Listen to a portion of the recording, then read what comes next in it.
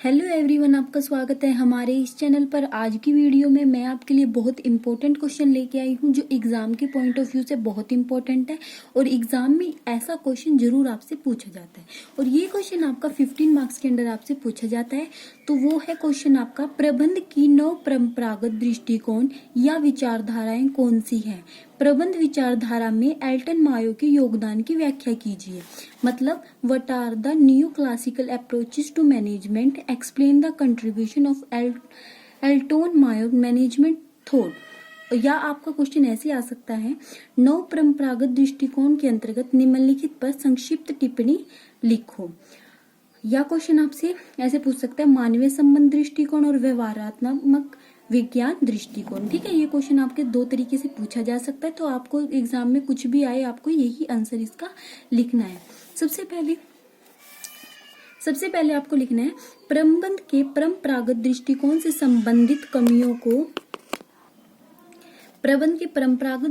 से संबंधित कमियों को दूर करके सन 1930 के आसपास एक नवीन विचारधारा का जन्म हुआ, जिसे प्रबंध के नव दृष्टिकोण के नाम से जाना जाता है।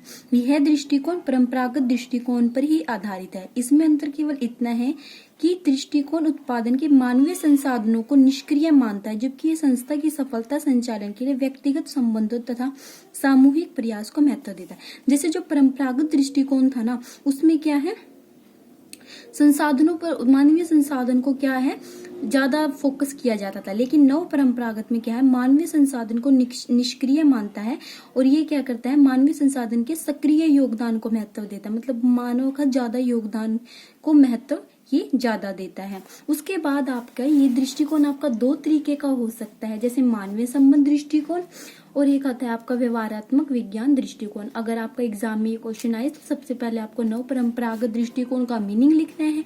उसके बाद आपको मानवीय दृष्टिकोण, ऐसे ही आपको डायग्राम भी बनाना है, क्योंकि डायग्राम से अच्छी प्रेजेंटेशन होती है और आपको मार्क्स भी अच्छे मिलते हैं। तो सबसे पहले बात करते हैं मानवीय संबंध दृष्टिकोण की, human relation approach. Elton Mayo को मानवीय संबंध दृष्टिकोण का जनक माना जाता है। कि मानवीय संबंध दृष्टिकोण का जनक कौन है, एल्टन मायो है। उन्होंने प्रबंध की मानव संबंधी विचारधारा को सुधारात्मक रूप में प्रस्तुत किया। मनुष्य को उत्पादन के भौतिक घटकों की भांति नहीं लिया जाता। प्रत्येक व्यक्ति की आवश्यकताएं, भावनाएं व दृष्टिकोण होता है। मानव संसाधन एक सक्रिय घटक है जो अन्य साधनों के प्रभावकारी उपयोग में सहायक होता है। अतः प्रबंधकों को मानवीय संसाधन की महत्वाकांक्षाओं और सामाजिक आवश्यकताओं की अवहेलना नहीं करनी चाहिए। जैसे कोई मानव है, उसकी कुछ न कुछ सामाजिक इच्छाएं होती है, कुछ भावनाएं होती है, कुछ आवश्यकताएं होती है, शारीरिक आवश्यकताएं, सामाजिक सम्मान की आवश्यकता, बहुत सारी आवश्यकताएं होती है। तो एल्टन मायो ने कहा है कि मानव की उन सभी आवश्यकताओं की तरफ हमें ध्यान देना चाहिए। तो एल्टन मायो ने कहा है, जब हम मानव की इन सभी आवश्यकताओं को पूरा कर देंगे तभी हमारा जो संगठन है वो क्या हो जाएगा, सफल हो जाएगा। एल्टन मायो एक ऐसा प्रथम व्यक्ति है जिन्होंने कर्मचारियों की समस्याओं को विनयपूर्वक समझा है तथा उन्हें दूर करने का प्रयास किया है।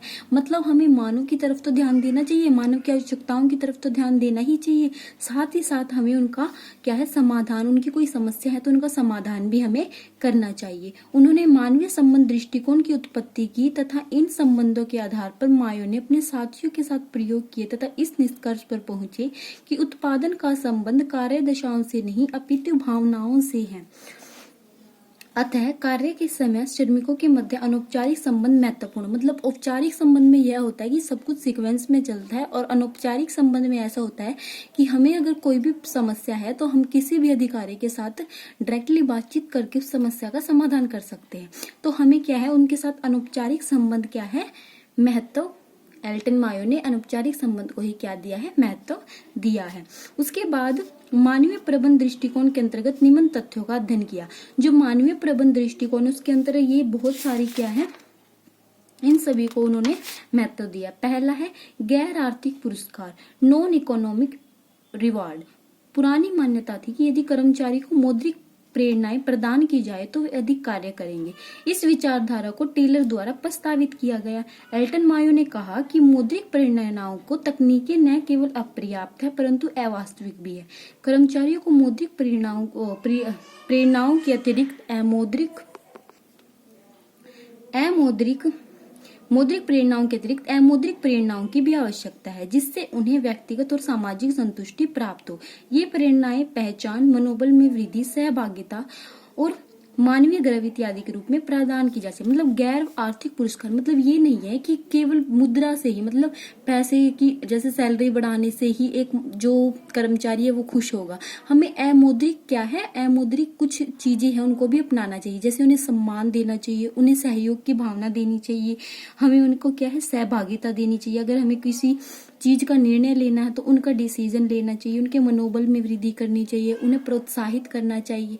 तो इन सभी क्या है, ये सारी क्या होती है जिनमें पैसे का कोई लेन देन नहीं होता, उनकी खुद की इच्छाओं को क्या है जब हम पूरा करते हैं कर्मचारियों की इच्छाओं को, तो उन्हें हम क्या कहते हैं, गैर मौद्रिक प्रेरणा, मतलब बिना मुद्रा के हम उनको खुश रखते हैं।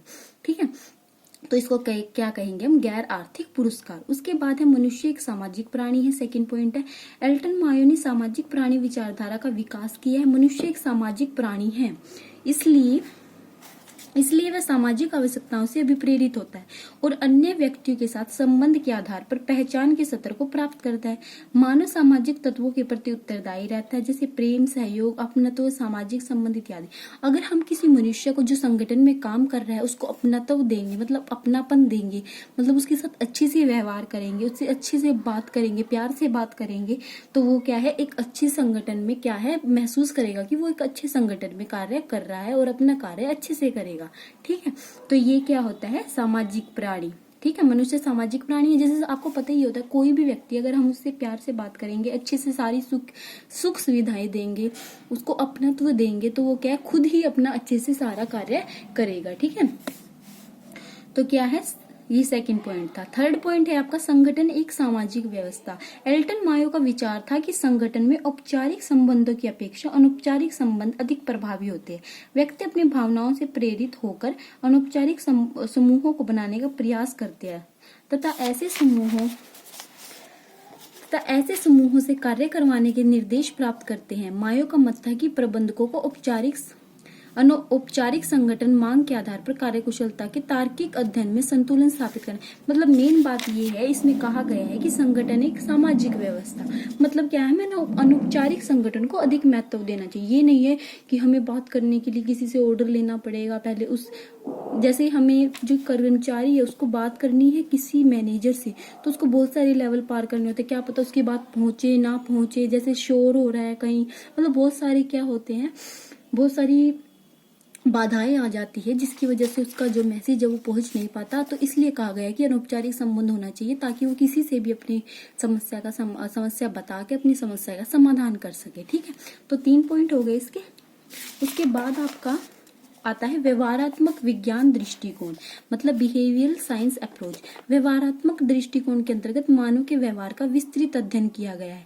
Abraham Maslow, Douglas McGregor, Chester Barnard, Frederick Herzberg ने सामूहिक योगदान से किया है। इसके अनुसार कुशल उत्पादन के लिए विभिन्न कर्मचारियों में व्यवहारात्मक संबंध अच्छे होने चाहिए। यह विचारधारा मानवीय व्यवहार के प्रभावित करने वाले मनोवैज्ञानिक कारणों का अध्ययन करती है। मानवीय व्यवहार गतिशील प्रकृति का होता है, अतः इसे प्रभावित करने वाले तत्वों को ज्ञात करने वैज्ञानिक पद्धतियों का प्रयोग किया जाता है।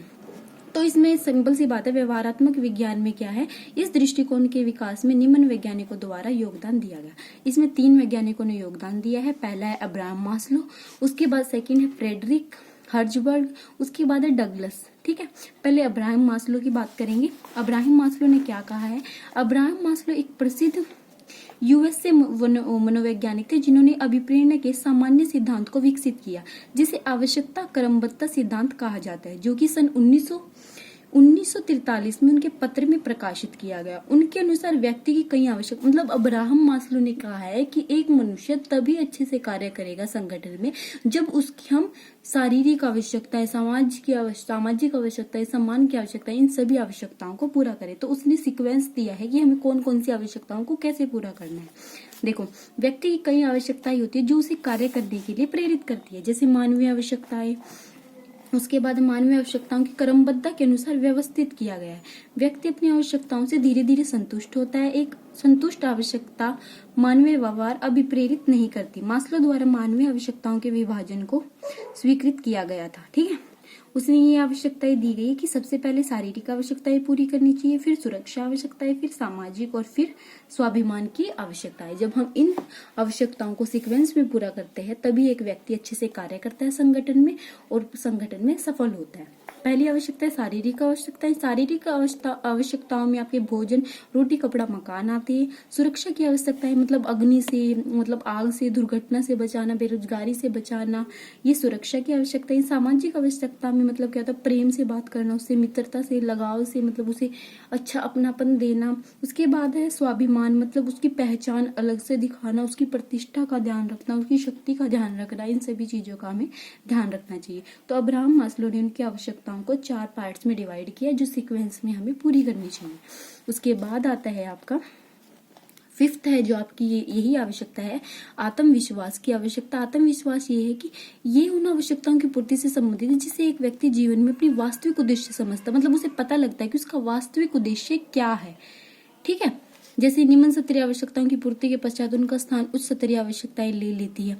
मतलब हमें आत्म विकास, मतलब आत्म संतुष्टि की, वो कैसे संतुष्ट हो सकता है, उसकी संतुष्टि को ध्यान में रखना है। ठीक है, तो ये 5 आवश्यकताएं है जो आपको पूरी अच्छे से सीक्वेंस में याद करनी है। शारीरिक आवश्यकताएं, सुरक्षा आवश्यकताएं, सामाजिक आवश्यकताएं, स्वाभिमान की आवश्यकता और आत्म संतुष्टि आवश्यकता। उसके बाद सेकंड जो वैज्ञानिक था वो था फ्रेडरिक हर्जबर्ग। हर्जबर्ग के अनुसार अनुरक्षक तत्व श्रमिकों को कार्य के प्रति उत्साह प्रदान करते हैं, मतलब उनकी रक्षा करना एक तरह से अनुरक्षक। ठीक है, उसके बाद इसने कुछ ज्यादा पॉइंट्स वगैरह नहीं बताया, इसने सिर्फ ये बताया कि अगर उनकी रक्षा होगी तो वो अच्छे से संगठन में कार्य करेंगे। थर्ड है डगलस मैकग्रेगर ने मानवीय व्यवहार की अभिप्रेरणा की परंपरागत विचारधारा को एक्स विचारधारा तथा आधुनिक विचारधारा को वाई विचारधारा के रूप में प्रस्तुत किया। दोनों विचारधाराओं में वाई विचारधारा द्वारा कर्मचारी को कार्य करने के लिए प्रेरित करना अधिक प्रभावी रहता है।